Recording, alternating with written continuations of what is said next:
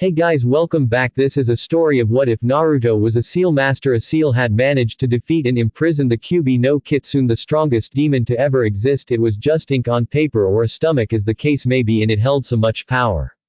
Naruto decided, gotta get me some of that. Before we start, don't forget to like and subscribe and check the description for the creator of this great fanfic. Thank you. Now let's start the story.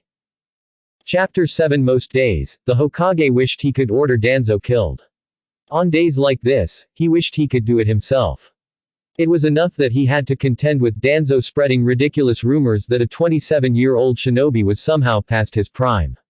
And that it didn't appear to the rest of the village that the rumors had been instigated by Danzo's jealousy only made it more exasperating, as it meant the rumors were likely working. And now there was this to deal with, too. The Hokage frowned again as he looked at the paperwork in front of him. He now had 3 complaints from current Junin sensei regarding one Hitaki Kakashi and the training and care of his team. The complaints listed seemed at odds with what he himself had observed, but he supposed it was possible they had seen things he hadn't. Highly unlikely, but possible. Nevertheless, with 3 complaints, it was required that he look further into the allegations, an old mechanism put in place when Konoha had first started using Junin sensei to teach ninja outside the traditional clan setting in order to protect clan children from being exploited, ignored, or having their techniques stolen by jealous non-clan or rival clan Junin. Which was why he'd called Kakashi to his office to discuss it with him. No matter how much it annoyed him that he had to do it. He had plans for Kakashi, damn it all, even if the boy was being stubborn at the moment, and doubts about his fitness as a Junin sensei certainly didn't fit into them. When there was a knock at his door, he was annoyed by the interruption. It was only 15 minutes after the meeting he'd summoned Kakashi to, which meant it certainly wouldn't be him, and the Hokage didn't want to deal with anything that might cause his meeting with Kakashi to be further delayed or interrupted. So when Kakashi was announced by his Anbu, the Hokage was both surprised and pleased.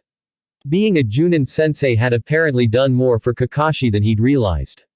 Hokage-sama, Kakashi said, giving an appropriate bow, then standing at his relaxed version of attention. Sit, the Hokage told him, motioning to the chair across from him. I have received 3 reports detailing concerns about your teaching methods. He watched Kakashi's reaction carefully. Because, even though he wore a mask and his forehead protector covered one eye, if you knew what to look for you could still see hints of his reaction. May I know who filed the reports? Kakashi asked. The Hokage didn't reply, which was an answer in and of itself. Because Kakashi hadn't had even a hint of a reaction in his body language. In a shinobi as experienced and well-trained as Kakashi, the Hokage knew that meant either absolute fury or complete indifference. The Hokage knew which one he was betting on. Well, perhaps you won't mind my musing aloud, Kakashi said. Kurenai would likely be most recent. After I informed her it was unacceptable to me for her to train Sakura in body work missions next month. Then, Asuma. A few weeks back. Most probably in response to the dressing down I gave his genin. And the third. Kakashi tapped his fingers against his thigh as his mind worked. Guy is most likely, Kakashi said. Though I'd expect that report to have been made a few months ago, if it were him. The Hokage remained silent as he was reminded yet again why Kakashi had been considered a genius and one of Konoha's most elite shinobi for so long. He wasn't sure there were any other shinobi in the village who could have made such quick and accurate deductions from such little information. And, he knew, his lack of protest only confirmed for Kakashi that his guesses had been correct. He took a mental note to keep those 3 Junin out of rotation for foreign missions until Kakashi had finished his revenge. He didn't want injured shinobi in the field, after all, and by making them sitting ducks for Kakashi, he also managed to satisfy his own petty desire for reprisal on the 3. Weak of him, he knew, but even the Hokage was only a man. And this additional hit to Kakashi's reputation annoyed him. It was not good to be the ninja who annoyed the Hokage. From what I have seen, I am ready to dismiss all of these reports, the Hokage said, and saw a minute relaxation of Kakashi's shoulders at his words. But protocol must be followed, so you may submit your formal reply to the complaints to me in writing by the end of the day. If there's to be an inquiry, Kakashi said. I would like to request that the kids be kept out of it as much as you can.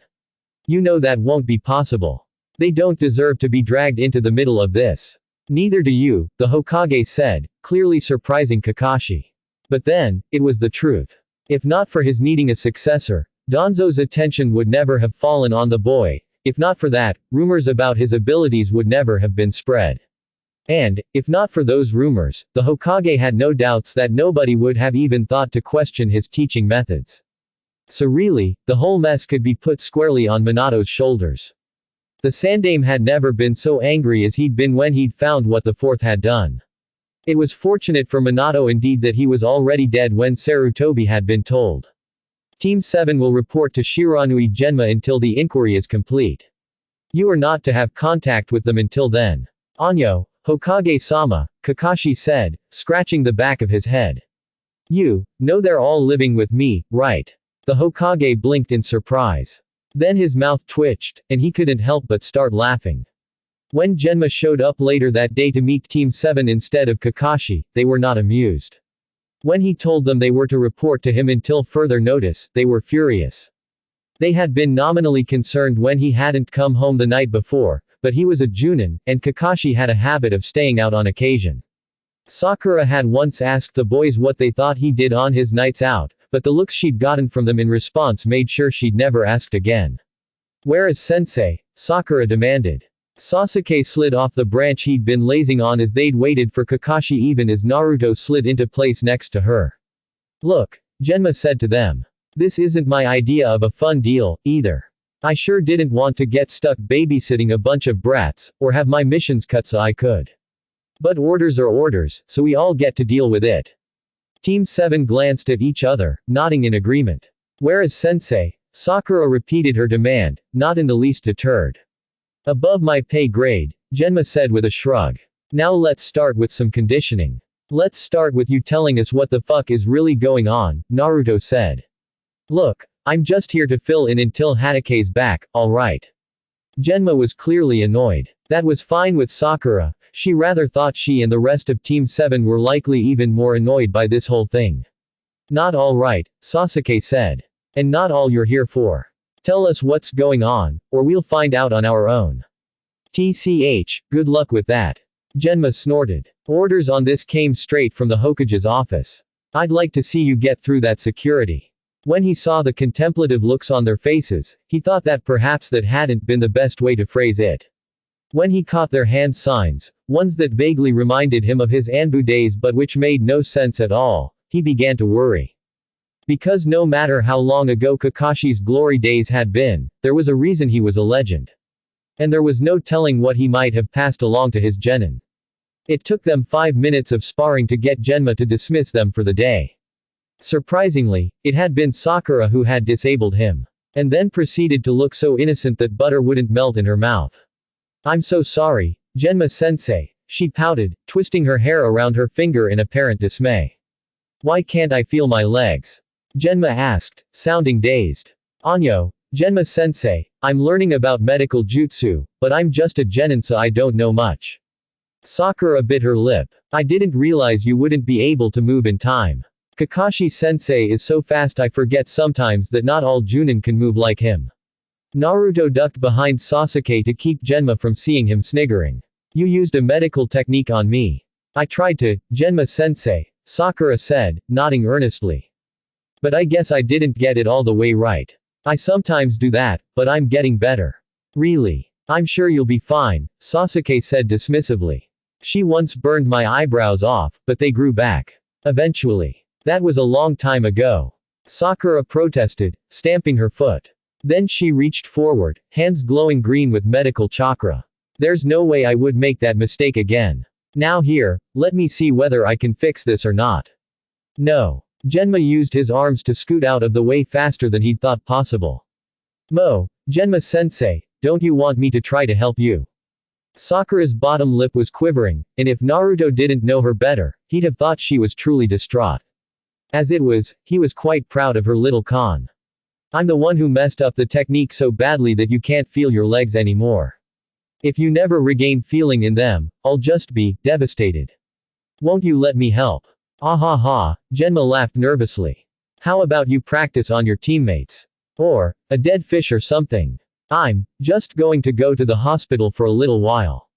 Dismissed. And with a flash of smoke, Genma used a shunshin to disappear. Sakura's distraught expression disappeared equally quickly.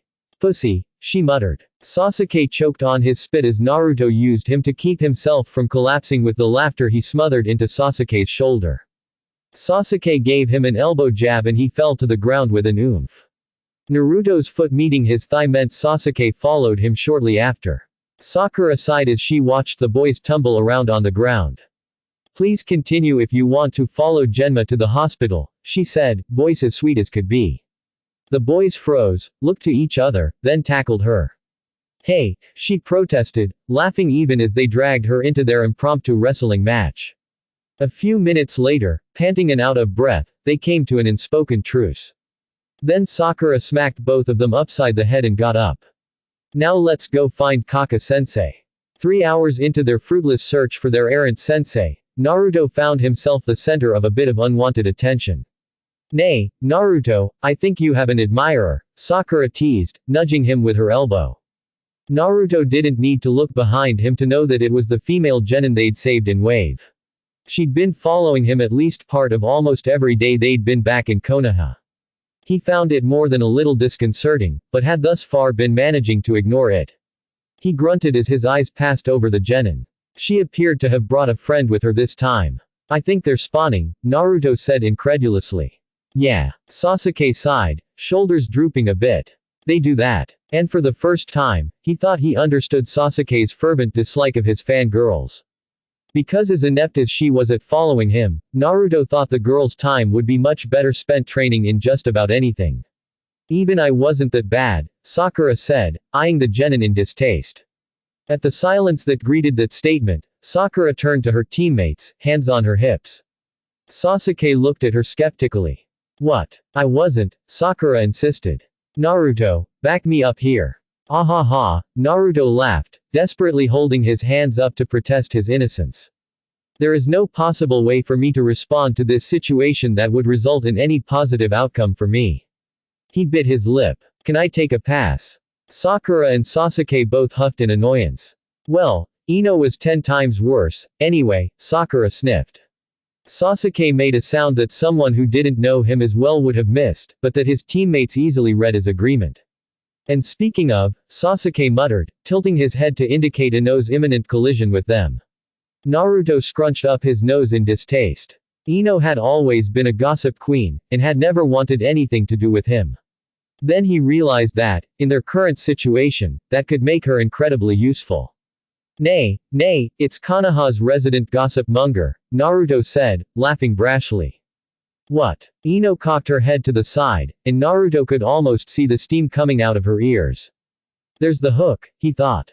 The girl who knows everything that's anything in the village, or at least makes it up if she doesn't, he continued. Now that isn't true, and you know it, Ino protested. Oh no? Naruto asked. Well, Sasuke, she doesn't know. See, I told you she'd be no help. And that's the line. Ino cut her eyes to Sasuke and gave her lashes a batter too. Well, you know, I do know a lot about what's going on in the village, she said, then turned back to Naruto with much less sweetness displayed in her expression. But I don't make anything up. Nah, I don't believe it, Naruto said, scrunching up his nose. If you knew everything, you'd know what happened to Kakashi-sensei, after all, and we don't even know that. A gleam came into Ino's eye. Oh really? She said archly, glancing to Sasuke. Naruto kicked him, trying to get him to play along, or at least grunt in his uncommunicative bastardish kind of way, but instead he just raised an eyebrow at him. Luckily, Ino thought it was directed at her and threw her shoulders back proudly. And, sinker. Score. Well, it just so happens that you're talking to one of the only people in all of Konoha who might know anything, she gushed, wanting to please Sasuke. Naruto almost felt bad about manipulating her into it, but she made it so easy he decided that, as a fellow genin, it was practically his duty to help her toughen up a bit. Really? And Sasuke-kun, if you really want to know, I'll tell you. He's under review for negligence and dereliction of his duties as a Junin sensei. She eagerly spilled her guts, completely missing the shock her audience felt at her words. It's all very hush-hush, even if everyone knows how horrible he is to all of you. The only reason I know about it is because my sensei filed one of the complaints and told me about it, because that Kakashi was just so horrible and mean to me when I was so worried about Sakura-chan after her parents, well, you know. So with any luck, he'll be dismissed as your sensei, and you'll all get reassigned. Wouldn't that be great, Sasuke-kun? Then maybe you could be on my team instead of with Forehead Girl or the dead last. Even while preening under the thought of having done what her rival for Sasuke couldn't, Ino didn't miss the look of staggered looks on all three of her classmates' faces. Well, what's wrong with you? I thought you'd be happy to get rid of such an old burnout of a Junin for your sensei, Ino said, unsure of what had gone wrong. Because team looked like they'd been sucker punched. She pursed her lips, deciding she was going to get to the bottom of it, but before she could even open her mouth, Naruto had cocked his head to one side, Sasuke grunted, and Sakura nodded, and they all disappeared in a swirl of leaves.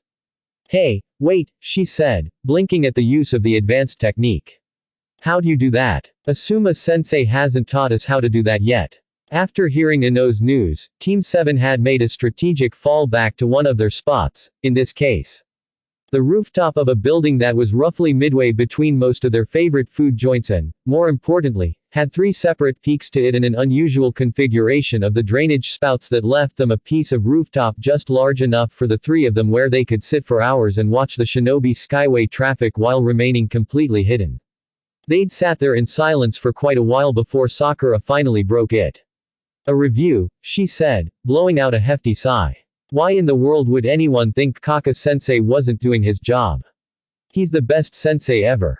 Sasuke made a noise of agreement as Naruto picked at his fingers nervously. Well, I guess I can't say ever, Sakura rattled on. Since, I haven't known all of them ever, but I can say without any bias at all that Kaka-sensei is by far the most capable of all of the Junin-sensei currently serving. She bit her lip and hugged herself. And who would have done this? We have Asuma, but there would need to be 2 others, Sakura continued. Did they all do it independently? Did they conspire about it first? Was it because of some grudge or something? Naruto let out a little sound of pure distress. And where did sensei go? Yesterday afternoon, he seemed completely fine, but now he's completely untraceable. Why wouldn't he tell us anything? Or did he not know until after breakfast? When were we going to be told any of this if Genma wasn't going to say anything?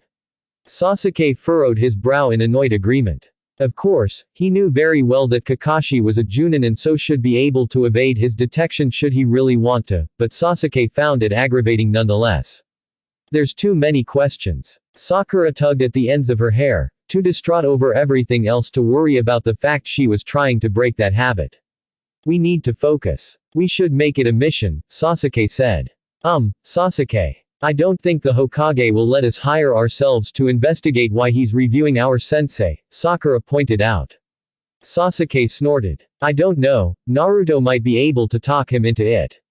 I want you to teach me how you do that, by the way, Sakura said.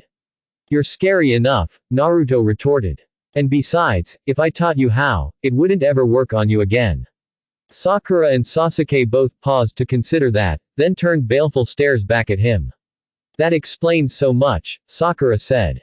Naruto only laughed nervously. We're getting off track. Sakura shook her head. Naruto sagged a bit in relief.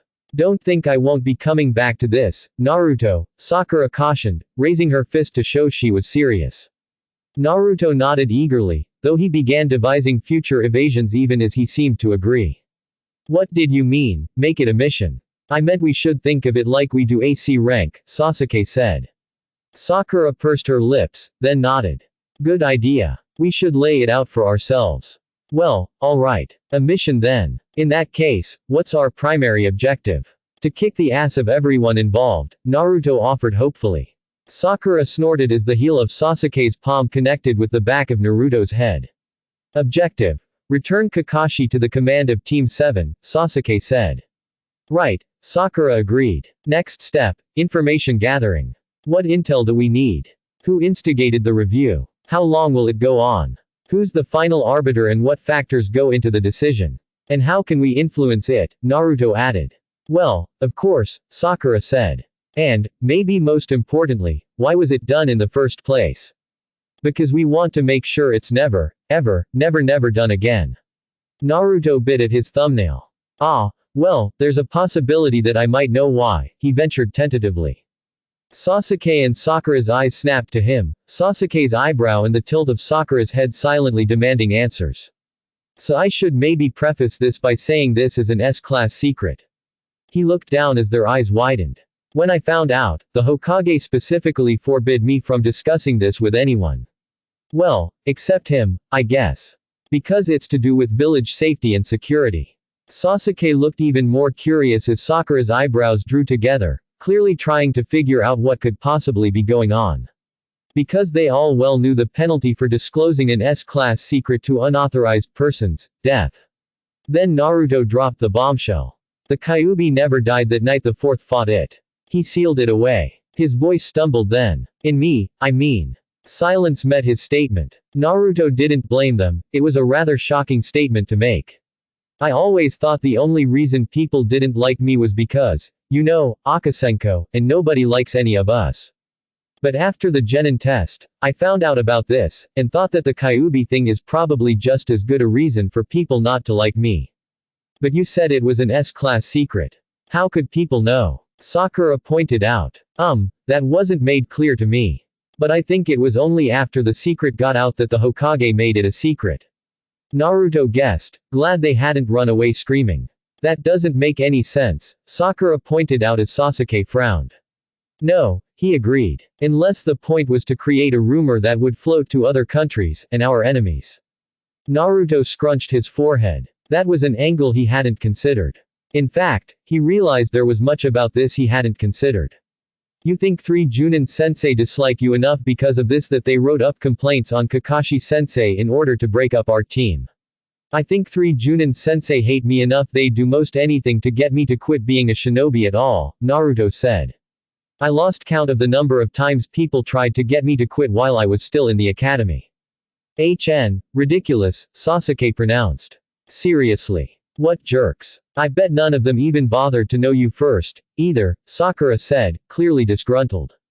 Well, it's a good thing you never listened to them, Naruto-kun. And you better not start, either. Naruto let out a shaky breath and a tentative smile. They didn't hate him. They didn't care about the Kyuubi. And Sakura was holding his hand and squeezing it for dear life. He thought he felt something in his hand pop in a way it really shouldn't, but decided that he'd always healed quickly enough in the past that he wouldn't say anything. Naruto never minded Sakura holding his hand. Besides, if he did mention it, Sakura might want to try to heal him. A fate he'd thus far managed to avoid. Sasuke agreed. I want to read those complaints against sensei. And I want to know who wrote them. Then we'll figure out the why. And then we'll show them the error of their ways. Yeah. And find Kaka-sensei, Sakura added. Naruto was just so glad they weren't upset over the whole Kyuubi thing he just nodded. So where do we start? Kakashi fingered one of the seal strips Naruto had given him months ago. He hadn't had cause to use the Onigiri Kage Bunshin yet, but he found himself considering it. With it, he could ostensibly be in Ipana conducting an investigation into the Haruno's deaths, an investigation he'd finished with weeks ago after Naruto and Sasuke had convinced him they should send clones to the murder site, and after he'd had the boys dispel themselves. As it hadn't been authorized and he hadn't found anything of note, Kakashi hadn't felt the need to tell the Hokage when he'd assigned the mission to keep him out of Konoha. And away from the kids. He thought about it for a handful of seconds longer before slicing his thumb and smearing the seal with his blood, then forming the ram hand sign to create the clone. A puff of smoke later and he was looking at a perfect replica of himself. It nodded once and headed towards the gate to provide his cover story. Naruto waited, sipping his tea at the small tea house conveniently located near the Hokage's administrative tower. It was a favorite break and snack place for most of the shinobi employed in the tower. And, as such, was a much nicer place than Naruto was used to frequenting. It was also the perfect place to execute their plan to get into the Hokage's tower, so he'd just have to suck it up and deal with it. Because they needed to know what was going on, and where Kakashi-sensei was so they could stop him from being reassigned. And Naruto was determined he wouldn't blow it all by letting on to the other customers that he really wasn't used to places like this. Relax, Sakura murmured, bumping his knee with her own even as she drew lines through the wet circles on the table. It was easy for her to say, he thought. She'd been brought up frequenting these sorts of places. Naruto had grown up being thrown out of them. And the only times he'd visited otherwise, he'd come in the back entrance to do business and had left the same way. You fit in just fine, Sasuke said with a grunt, cutting to the heart of the matter as Naruto pulled at his cuffs again. That hotel in Saijin City was much more extravagant and you didn't have any problems there, right? Sakura pointed out. Of course, in his mind, the two places were very different. The Hajimeto Hotel in Saijin City hadn't been run by respectable, decent folks, after all. Sasuke's hand sweeping across the gleaming dark wood of the table forced Naruto's attention back on the task at hand. Sasuke had spotted their mark. He pushed his empty cup to Sakura to refill, using the movement to subtly point their attention in the right direction. Sakura poured Sasuke's refill. Oops. Empty, she said as it ran out midstream. I'll be right back. This level of subterfuge probably wasn't necessary as it was unlikely their mark was keeping watch for anything potentially suspect. The man was in the heart of Konoha, sticking to what was obviously a long-held habit, after all, but Kakashi had drilled them mercilessly that bad habits killed good shinobi, so they went with it. Sakura stood with the teapot, off to the counter with it to get a fresh one. Naruto and Sasuke were careful to make it seem they paid her no undue attention, even though they were watching closer than hawks. Naruto couldn't help it when his lips twitched at how deftly Sakura slipped the powder into the teapot destined for their mark's table. Then he smiled fully as Sakura came back to the table with a slight spring in her step. She was obviously pleased with herself, but Naruto didn't blame her. There were few genin adept enough to be able to slip something into a Junin's meal undetected. It was even fewer who could compound a powder tasteless and odorless enough to fool a Junin. He was facing away from where the Junin always sat. By design, of course, but then he hadn't realized how boring it would be waiting for Sasuke and Sakura to tell him he was clear. Then Sasuke signaled that their mark had started his first cup of tea, and Naruto started his mental countdown. 10 minutes and he'll need to piss like a racehorse, Sakura had told them. Using those exact words. Both of them had choked in surprise at her less than ladylike language. Naruto had even spat out his tea and spilled the rest all over himself. Which was why it was only Sasuke who'd found out 10 minutes later just how well the drug worked, much to his dismay. So at Sasuke's signal, he began timing back from 10 so he'd move well before their mark, limiting suspicion from falling on them as much as possible. When 8.5 minutes had passed, Naruto excused himself from the table and headed to the restroom. Because the best way to keep someone from realizing you're following him is to get there first. He took his time strolling through the tea house and managed to shut the door behind him just as their target stood. Naruto finished his business and lazily washed his hands, knowing their mark would be getting frantic. Then came the heavy knock on the door. Oi, you die in there or something. Naruto opened the door and cocked an eyebrow at him. All yours, mister. And when he brushed by him in a hurry to use the facilities, Naruto reverse pickpocketed him and slipped a good-sized pebble into his Junin vest. Which he'd have been able to do without notice even without the laced tea. But the drug did more than act as an extreme diuretic, and the slight dulling of the Junin's chakra sensory abilities was key to their plan's success. He made his way back to Sasuke and Sakura, and they casually paid and were gone from the tea house before their mark was done taking a leak. Security at the Hokage's administrative tower was understandably tight. Not only were all of the active records housed there, but the Hokage spent most of his time there as well. Either alone would be a choice target for infiltrators, spies, and assassins, but both together made it the highest priority target in all of Konoha. And the Hokage's office was even more carefully guarded. There were dozens of checkpoints and identity screenings done between entering the tower and being shown into the Hokage's suite, all performed by some of Konoha's most talented and skilled shinobi. And there were always plenty of Anbu hanging around, just in case someone failed a checkpoint. Then, even if you could reach the Hokage's office undetected, there were still the dozen Anbu and the Hokage himself to deal with, none of which were likely to take an intruder rifling through his desk lightly. Every single possible way in was under constant monitoring and surveillance, and Team 7 had known it would be futile to try to sneak in using any conventional methods. But as Kakashi had relentlessly drilled them, every security plan had its flaws. The trick was finding a flaw you could exploit. For example, once the Hokage left for the day, his office was sealed shut. Nothing in, nothing out. And no way of disabling it without alerting the Anbu. Normally, this wouldn't be a flaw. Unless you had managed to sneak into the office and hide there undetected until the place had been sealed. Then you'd pretty much have free reign of the office until morning. Of course, even if you did make it in, there was still the matter of finding a way out again, through doors and windows that couldn't be opened and the dozens of Anbu crawling all over the tower even while the Hokage was away and his office was sealed up. As soon as the seals securing the office activated, the little pebble that had unknowingly fallen out of the pocket of the Hokage's Junin assistant popped back into a human shape with a sharp breath of relief. He touched his face to make sure his mask was still in place, even though he was certain no one would see him. It was better to be safe than sorry. Still, he desperately wanted to take it off so that he could wipe the sweat from his forehead. Holding himself into a pebble shape for so long had been a lot more difficult than he'd thought it would be. If the old man had stayed for even 20 more minutes, well, he decided, no use pondering might have beens. He took out 2 seal strips, already active and coated in his blood, and used them to summon Inata Bunshins of Sasuke and Sakura, both as masked and covered as Naruto was. Sakura immediately turned to him and hugged him. I was worried, she whispered. Even Sasuke grunted. Naruto grinned sheepishly and went to stand watch, listening for any hint that someone might be coming and glad that his part in all of this was over. Because Sasuke and Sakura, he knew, had the hard part of actually finding what they were looking for. Naruto read far too slowly to be of any real help, so he'd been set to watching and listening, making sure nobody was coming back. He crouched in front of the door and began examining the ceiling structure as he waited. It was a good thing they had time, because even with both of them looking it had taken a full 2 hours before they made any progress at all. I've found our second objective, Sasuke called to them. Good, then you can start helping me look for the first, Sakura said, not even bothering to look up from her stack. Naruto saw Sasuke's eyes flash with the Sharingan as he memorized the papers in front of him, then carefully returned it all exactly as he'd found it. Never mind, Sakura said.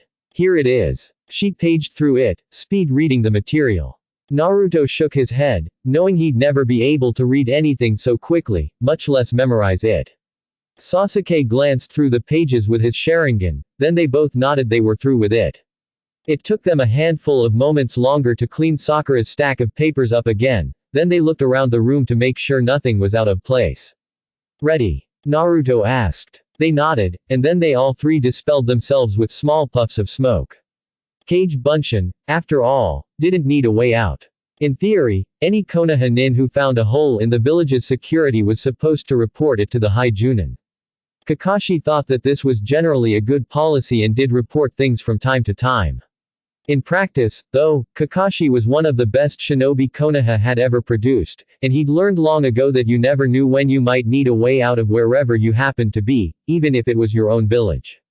So he'd decided that it wasn't necessarily a bad thing to be able to breach your own village's security, so long as you were good enough, anyway. He didn't consider this treasonous of him, just practical. And besides, there were entire departments dedicated to village security. He'd have felt simply awful showing them up all the time. Especially since, as Kakashi was one of the best shinobi Konoha had ever produced, he seriously doubted they'd ever be able to come up with a security system he couldn't bypass, given time. That wasn't to say the security for the Hokage's office was easy to get through. On the contrary, it was one of the most secure places he'd ever seen. Of course, he had had a hand in making it that way, back when he'd had a much more vested interest in the Hokage's security. One of the security precautions in the Hokage's office included an air filtration and ventilation system that was completely cut off from the rest of the building. The idea was that, in the event an enemy managed to set off a gas anywhere else in the tower, the Hokage's office could be sealed off and safe from contamination. The builders had taken care to ensure that the shafts for this secondary ventilation system were small enough that not even a very young child could fit through them. But even if there was a shinobi small enough to crawl them, the grates on either end were slatted with only a quarter-inch of space between them, and were held to the wall with seals which would summon the Anbu if broken. They had not been so careful with the tower's regular ventilation system.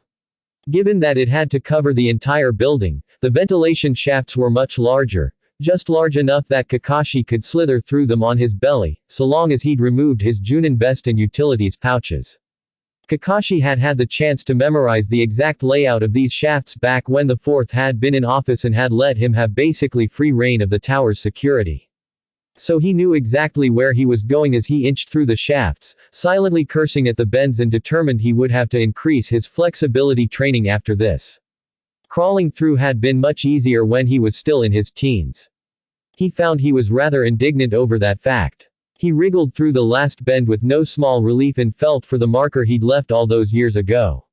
Finally, his fingers brushed over what anyone else would have taken for just a rough piece of metal, but was in fact his indicator that he'd come to the piece of the shaft he'd made certain was slightly smaller than all the others, just small enough that it would slide forward into the next section without trouble.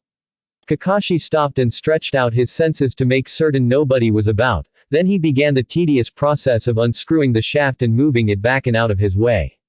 The downside of having two ventilation systems was that it left a bit of dead space in the walls where they overlapped. And there was just enough of it that Kakashi was able to contort his torso so he was dangling down over the secondary vent that went directly into the Hokage's office. Though there seemed to be much less space than there had been 10 years ago. He consoled himself that it had to be due to increased muscle mass instead of the increased sake intake.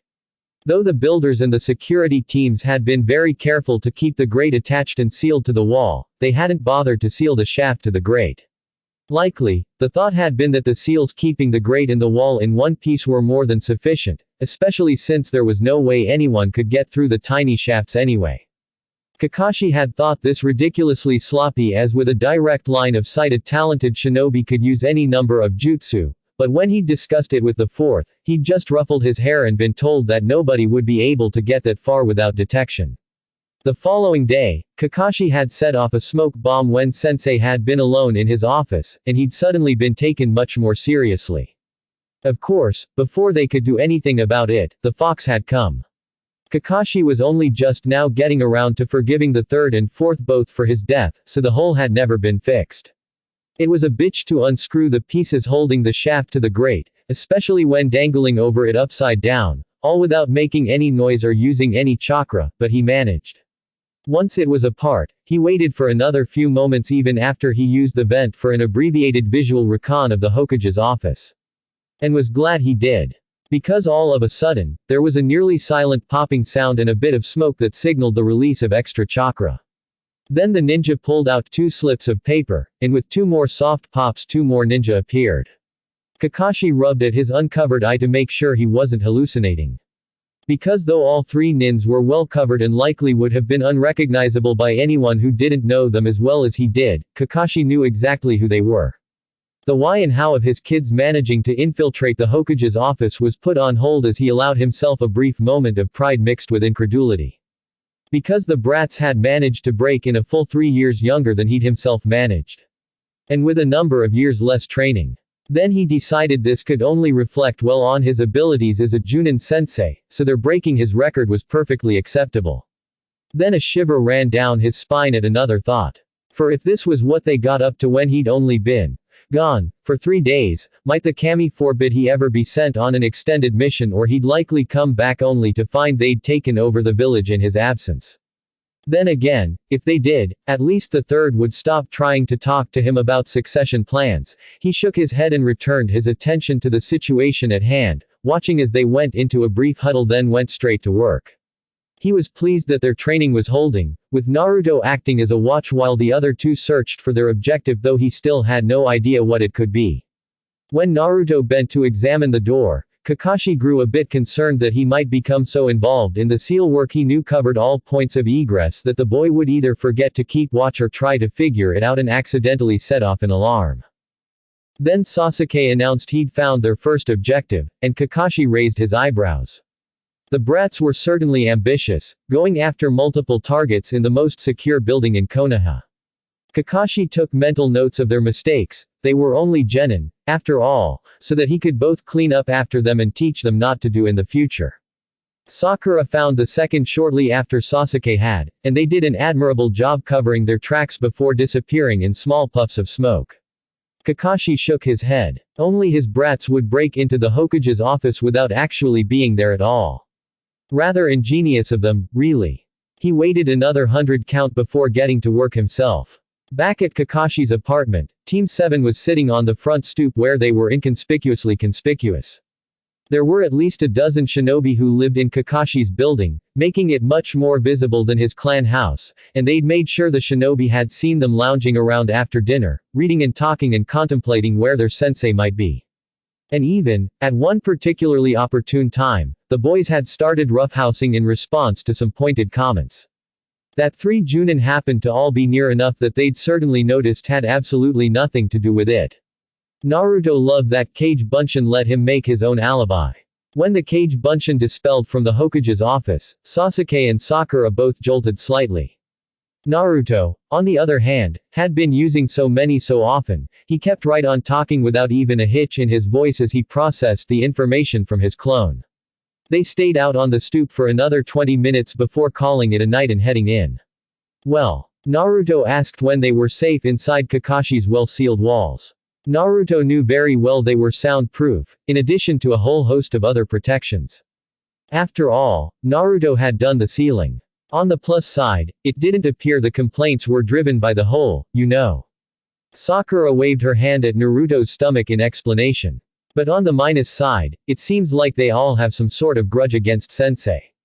Sasuke nodded in agreement with her analysis. There were complaints, then, Naruto stated. He'd hoped Ino had been wrong, but had learned long ago that it made much more sense to prepare for much worse. Ino wasn't lying. 3 Junin Sensei complained about Kaka Sensei, Sakura said, eyes and voice as flat and angry as Naruto had ever seen her. So the Hokage is doing an evaluation to determine whether he gets to stay in command of Team 7.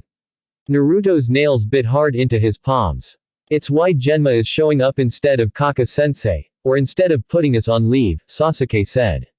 He's evaluating our skills so he can provide a recommendation to an evaluation panel. Naruto hadn't thought Sasuke could be more blank or emotionless than he'd already seen him, but he had reached new heights. Of course, Sasuke was ass backwards with everything, and the less he showed, the more he felt. Which meant Sasuke was feeling more than Naruto had ever seen. So what do we know about this evaluation? Naruto asked. The Hokage has commissioned a review and evaluation panel, Sakura explained. They look at the complaints and the independent genin evaluation and a response from the Junin sensei under review. And they usually question all of the Junin involved. Then sometimes they'll question the genin, too, before making a recommendation to the Hokage. And it's scheduled for 1 week, when Kakashi sensei gets back from his mission, Sasuke added. What did you find out about that? Sakura asked, not having seen that file in the Hokage's office. It was all coded, Sasuke hedged, glancing quickly to Sakura then away. But I know he's out looking into something, and was expected to be gone 10 days, starting 3 days ago. Naruto cocked his head in question while Sakura wasn't looking, and Sasuke responded by cutting his eyes directly to her, then looking back at him significantly. And Naruto understood why he'd prevaricated. It probably wouldn't be good for Sakura to know Kakashi was looking into her parents' deaths. So what's our plan? He asked, changing the subject. Prove Kaka-sensei has done a good job teaching us, Sakura said, a hard edge to her voice Naruto wasn't used to hearing there. And prove it any way we can. Those brats, Kakashi thought fondly. They were using both his apartment and his clan house. And he'd found Naruto had made inquiries all throughout the red light district for him. Kakashi still found it a bit awkward the girls seemed to all know he was Naruto's sensei, and made mention of it every single time. It was a good thing he hadn't planned to go to any of those places. Though it was nominally annoying that he couldn't had he wanted to. He slipped into one of the dozen or so little bolt holes he had secreted away throughout Konoha and began reviewing its security. Once he was satisfied that nothing could easily get in without his notice and that he could easily get out without anyone noticing, he sat down to contemplate what he'd found in the Hokage's office. And to plan. Danzo, it appeared, had been a larger pain in the Hokage's ass than he'd ever realized. And was responsible for far more than he'd ever thought possible. Before now, Kakashi had never thought him to be more than an annoyance, an old war haku was worth only limited concern and attention. It was time for that to change. Sakura knew she was the weakest of Team 7. She'd known the boys were quickly leaving her behind from the moment Naruto had created his first Onigiri clone. Oh, there had been signs of it before that, of course, but Sakura had managed to dismiss them. Onigiri Bunshin blew all of that away. That was when she'd realized that if she'd wanted to keep up, she would have to make her own way. Not follow after Sasuke trying to mimic him in hopes he would pay attention to her like she had done at the academy. Not that she'd want to do that anymore anyway. She didn't need to, he already acknowledged her and she spent most of her waking hours with Team 7. And she couldn't follow Naruto or Kaka-sensei either, because the fact of the matter was that none of the boys used anything that was well suited to her strengths. In fact, it was mostly the opposite as they were focused on areas that used her weaknesses. She did not have massive chakra stores for a ninjutsu specialist. The illogical sequences of fuinjutsu made her head hurt. She didn't have the body for taijutsu, and no strength to back it up. And she had no bloodline, or, indeed, any family history of shinobi skills, to fall back on. But that was alright. Sakura had wanted something of her own anyway. So she'd spent some time researching different areas she could pursue. She dabbled briefly with kenjutsu and weaponry, but she dismissed those quickly. Genjutsu intrigued her, but while she had the chakra control to be good at it, she lacked the imagination to truly become excellent. Then she'd stumbled across medical jutsu. And promptly fallen in love. It required chakra control honed to a razor-sharp point and a massive amount of book learning to understand how the body worked. Both of which played in perfectly to her strengths. Kakashi had been quietly proud of her for finding her niche, teaching her what little he knew and directing her to some scrolls and books he said he'd been told were excellent primers. Sasuke hadn't said anything, but after training one day she'd found a dozen scrolls in her pack detailing healing techniques. The Uchiha crest stamped at the top of them told her exactly where they'd come from. But Naruto, crazy, lovable Naruto. He'd gotten the most legendary medic nin ever to agree to be her teacher.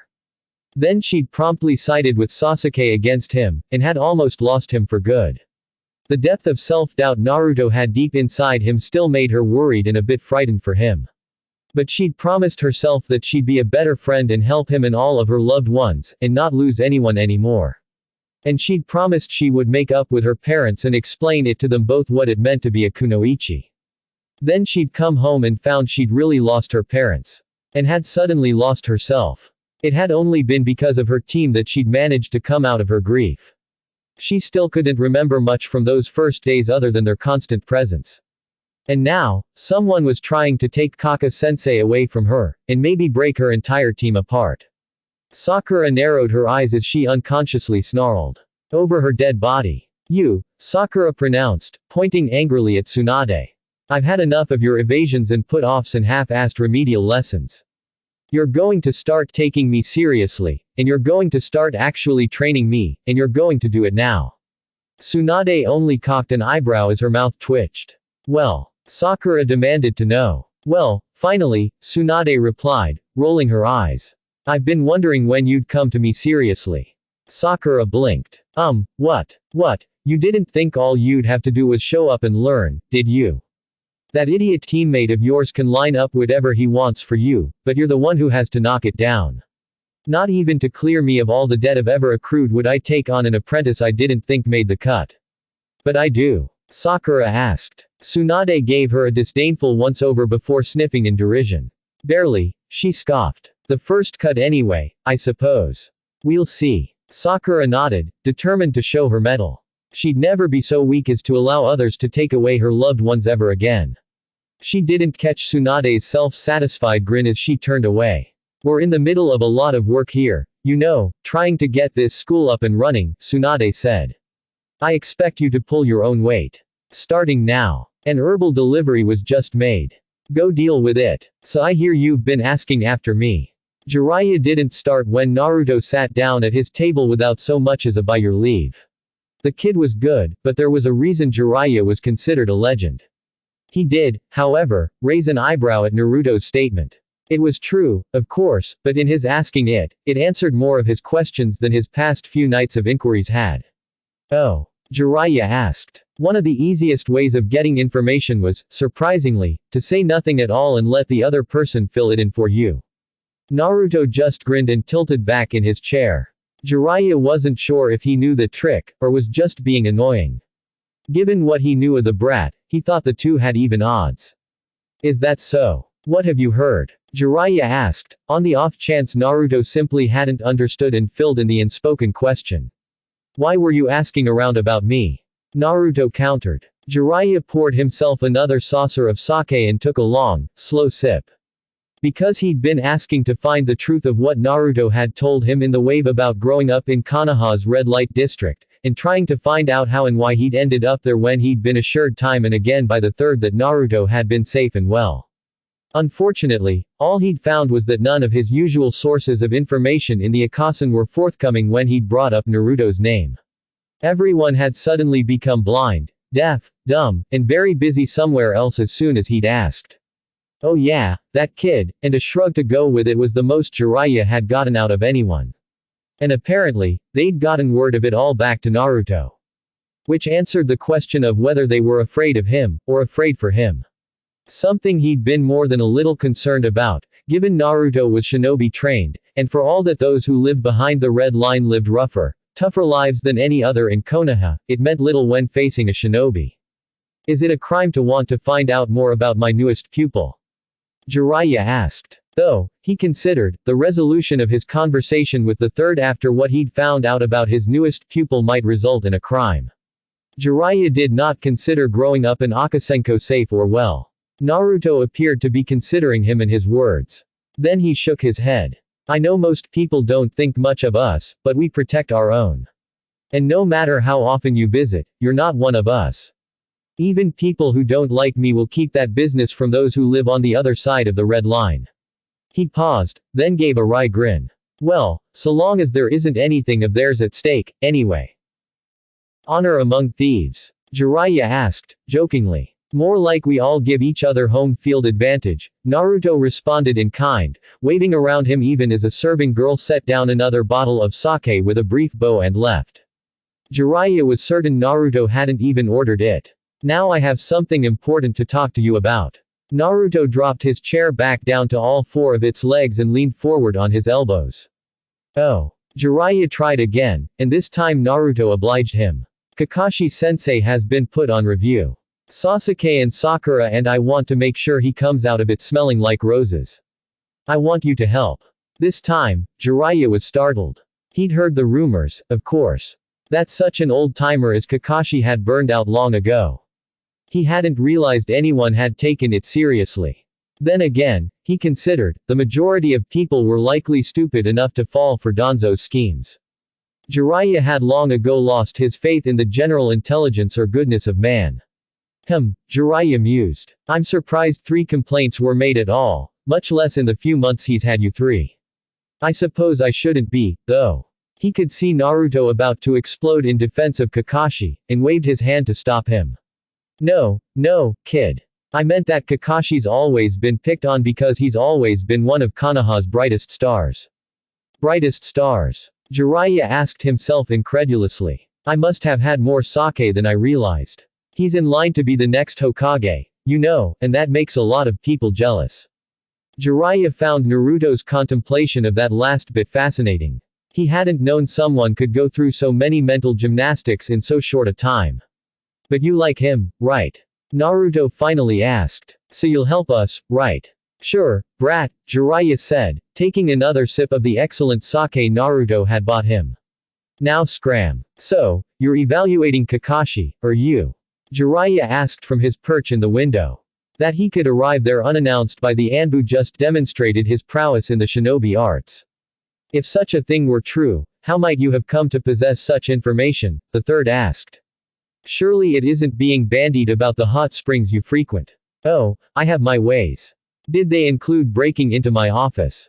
Jiraiya's eyebrows rose in surprise as he pushed off the window and headed for one of the chairs. This looked to be a longer and much more interesting conversation than he'd thought. No, he replied bluntly. Are you saying someone managed that? Though who, how, and why is still a mystery. Nobody saw anything and none of the security seals were touched. Nothing was missing, and nothing was out of place. You can imagine that we're more than a little concerned over this breach in security. If all of what you say is true, then how could you tell? The Hokage steepled his hands in front of him and leaned forward on his desk. We have fail-safe after fail-safe, of course, he said. None dealing with entry or exit were set off. The one which reacts to any chakra usage was. It's also the only one that doesn't alert the Anbu in real time, and is checked every morning when the office is unsealed. The Hokage did not tell him that it was checked when they watered his office plants.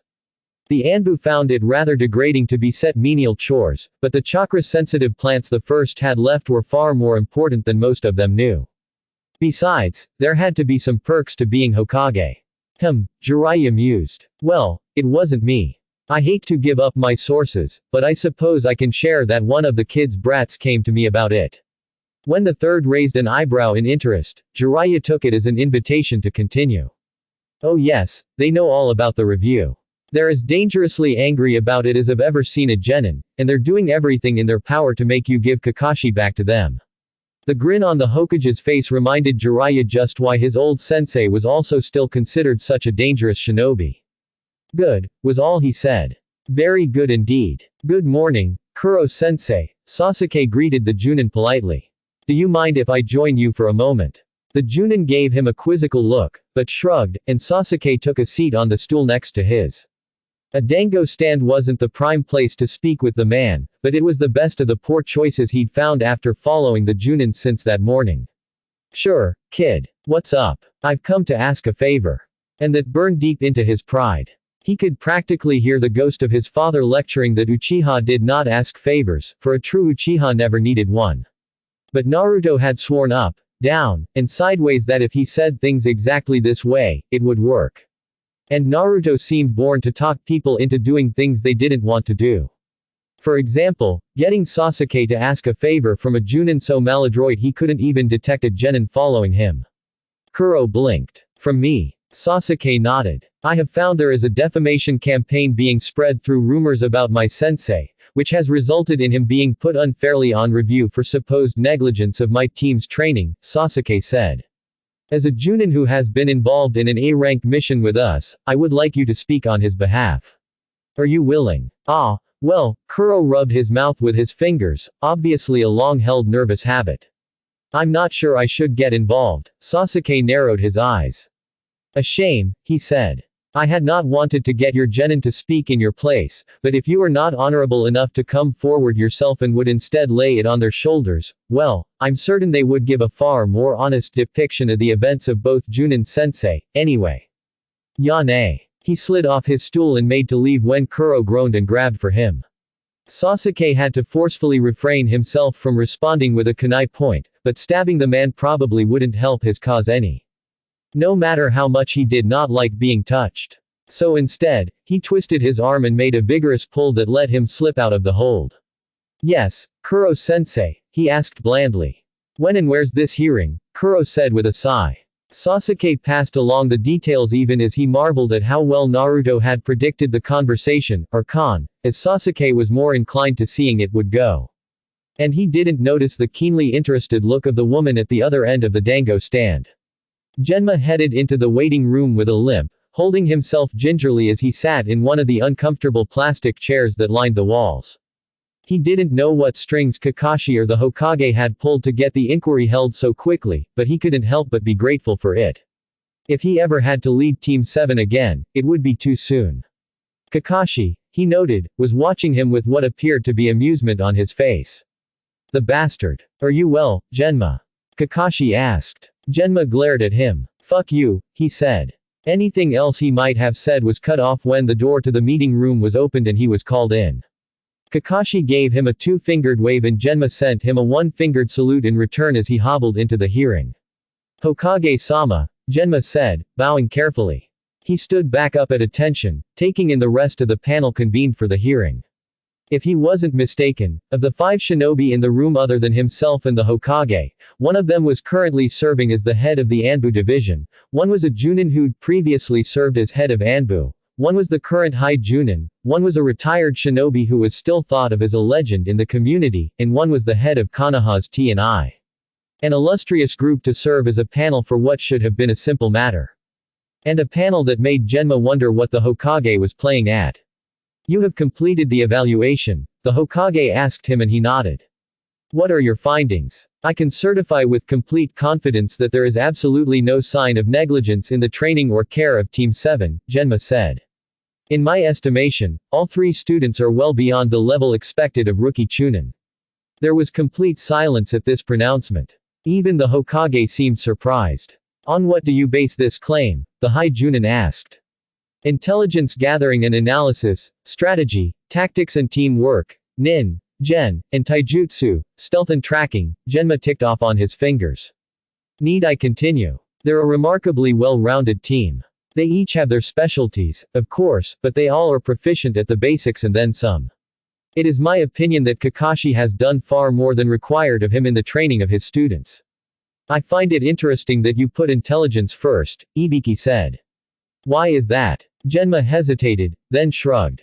They know Kakashi is being reviewed, he said, noting again the surprise on the majority of the panel's faces even as the Hokage and Ibiki simply nodded in acknowledgement. When I showed up instead of him, they were instantly defensive and suspicious. And they took steps to find out what was going on when I wouldn't tell them. And when I finished their evaluation this morning, they were quite clear in demonstrating to me the level of training they had been receiving. Is that why you're babying your ribs? The retired shinobi asked, a grin showing clearly on his face. He let out a sound that could have been perceived as agreement as he grimaced. Genma was pretty sure it was the pink one that had bruised his ribs. That out of the 3 of them it had been her to do it was more than a little embarrassing, but she had been particularly vicious in their spar. Is there anything else you would like to add, Genma? The Hokage asked. If I have permission to speak freely, Genma responded. The Hokage's eyebrows lifted in surprise, clearly curious as to what he might have to say. And the other panel members didn't bother to hide their curiosity, either. Permission granted, the Hokage said. Then I'd like to say this, Kakashi was give 3 disasters for students. I read their files, and their assessments, and their psych write-ups before I went to evaluate them, and it was clear to me that they weren't expected to become much of anything.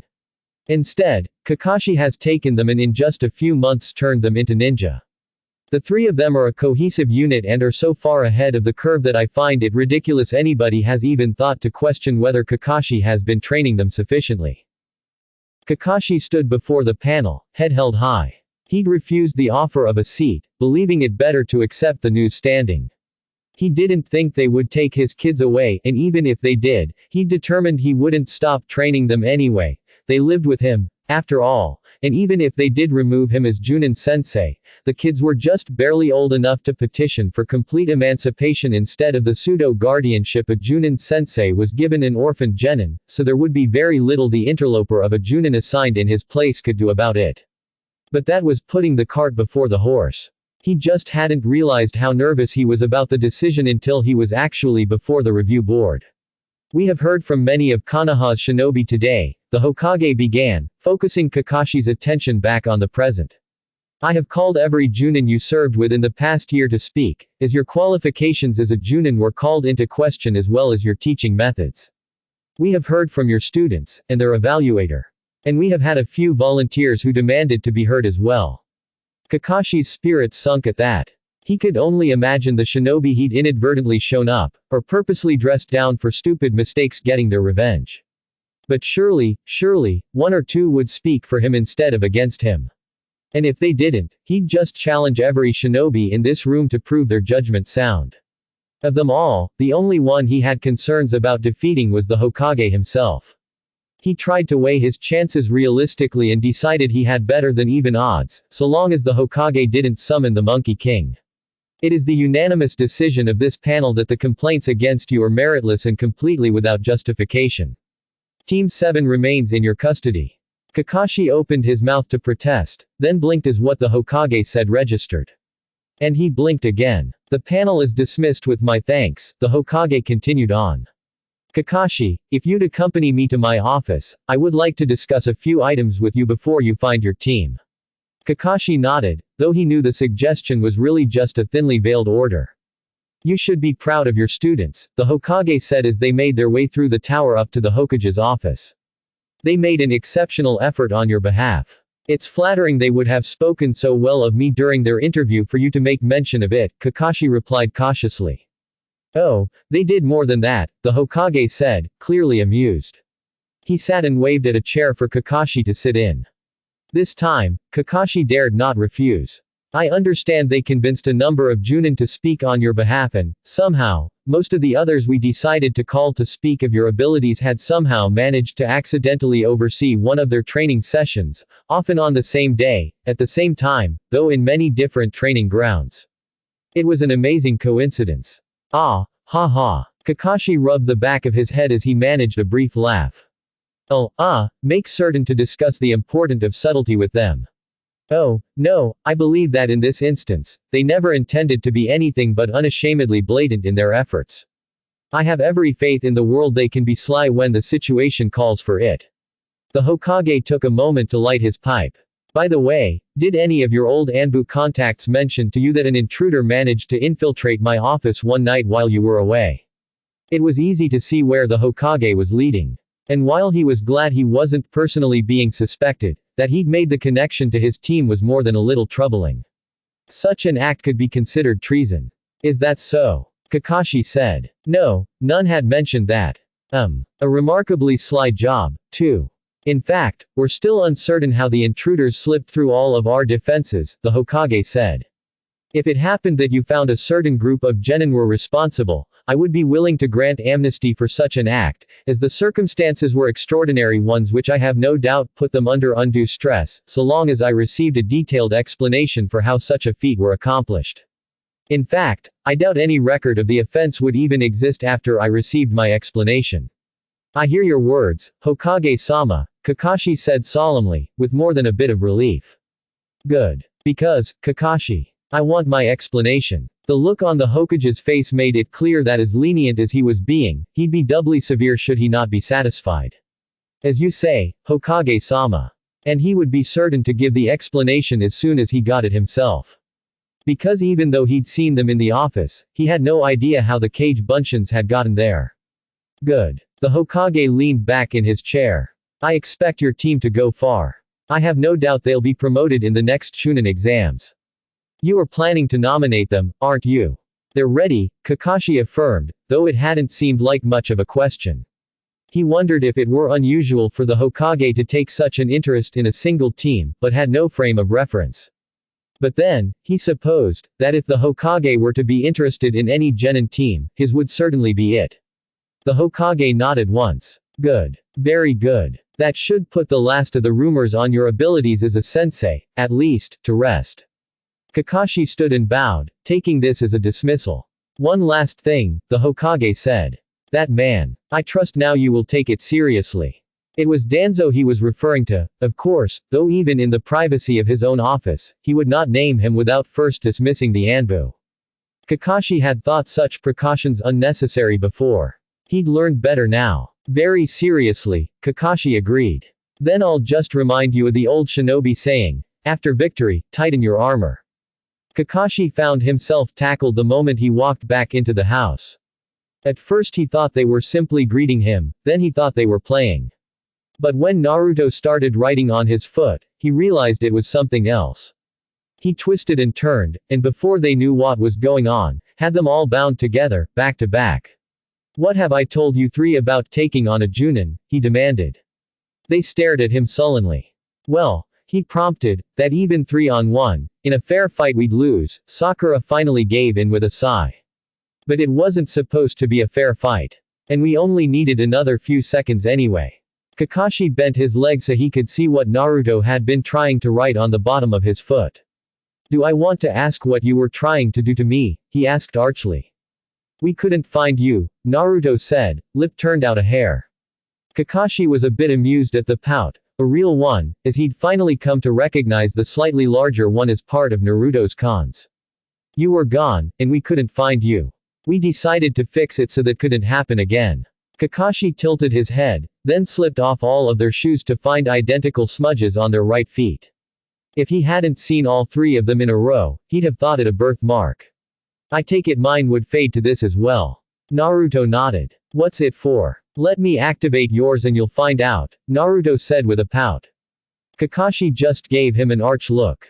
That was the pout that had managed to swindle him out of more bowls of ramen than he cared to think about. We decided, Sasuke said, returning Kakashi's look with one of his own that was the epitome of Uchiha arrogance and condescension, that we always want to be able to find each other. Kakashi grinned. That's a good thought. But I'm a Junin, and there are times when I'll need to be somewhere that you can't follow, even if you need me. Sasuke scowled while Sakura scrunched her nose and Naruto sighed. Kakashi grin just got broader. Now let's go celebrate. I'm thinking barbecue. Last one out the door treats, he tossed over his shoulder, leaving them to escape from the bonds on their own. When he turned back to the door, he found all three of them already waiting for him and the neatly coiled rope heading towards his head at an alarming rate. Who said it was difficult to motivate teenagers?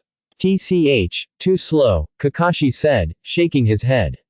I'll expect better tomorrow. I'm going to find out exactly how much you let slide while I was away, and show you exactly why you should have made certain nothing slid at all.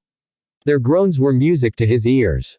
It wasn't often that Kakashi found himself meeting with the Hokage and the High Junin twice in as many days. Luckily, this second time he found himself in the company of all the other Junin sensei. I trust you're all aware of why you're here, the Hokage started, looking them all over. Kakashi didn't bother nodding, though he saw some who felt the need to, while some others actually shook their heads. He wondered how they'd become Junin in the first place. The Chunin exams will shortly be held in Konoha. You may submit your nominations to me today. We'll start with the 3 rookie genin teams. The Hokage looked directly at him, and Kakashi didn't disappoint. Under the name of Hitaki Kakashi, I nominate Team 7, consisting of Uchiha Sasuke, Uzumaki Naruto, and Haruno Sakura. There was an explosion of sound at his pronouncement. A rookie team. I thought he was under review. How could they be ready? I've held my team back for 3 exams, and he thinks they can go to their first. But he's just a burnout. Enough, the Hokage demanded, silencing the room immediately. If you feel you have a valid protest, make it to me now, under your own name. I've already done so, Hokage-sama, Asuma said. And the room went from silent to deathly still. Ah, yes. The so-called complaint you levied against Kakashi was dealt with in a formal review, which ended yesterday, the Hokage said. Kakashi would have sighed if it wouldn't have sent more of a message to the other Junin than he wished to make. All complaints were found to be meritless, the Hokage continued. Among others, Jiraiya and Tsunade both spoke on his behalf. Kakashi saw Asuma's back go stick straight. But Hokage-sama, Kurenai interjected, and Kakashi could tell it was more for Asuma's sake than against Kakashi's character. He still found it annoying. No. I convened 5 of the most senior shinobi to sit on the review panel, which was held in strict accordance to the regulations governing such a thing. The decision was unanimous. Furthermore, I want to make it clear to all here, I do not appreciate my time being wasted. I especially do not appreciate my time being wasted when my Junin use that which is meant to protect children to further petty squabbles. If there is a true concern, I want it addressed. If there is only animosity or jealousy between 2 Junin, I expect you to act as a proud shinobi of Konoha and put it aside while acting in your official capacity. If this happens again, if my time is wasted again because one Junin sensei filed a complaint against another Junin sensei over a childish squabble, there will be consequences. The silence following his pronouncement was oppressive. Now, we have Team 7 nominated, the Hokage continued after an appropriate pause. What are the other 2 rookie genin teams? Mo, take one of these, will you? Kakashi told his team as they ate dinner. He wasn't certain when they'd started all having evening meals together, but he wasn't certain it was something he was eager to stop. So for now, he'd just go with it. Besides, he could, and did, leave on his own afterwards. He watched as they looked first to the nomination forms, then to each other, then, and finally to him. The Chunin exams. Naruto finally asked. He agreed. Do you, really think we can pass? Sakura was biting her lip, clearly concerned. You're not just going to pass, Kakashi ordered. You're going to blow the competition completely out of the water. So if you feel you can't, don't bother even showing up. That got him a few raised eyebrows, but then Sakura and Naruto grinned, and Sasuke even gave a slight nod. Yes, he thought. They'd do just fine. And if they happened to smash the other rookie teams while they were at it, well, there was nothing wrong with a little satisfaction at a job well done.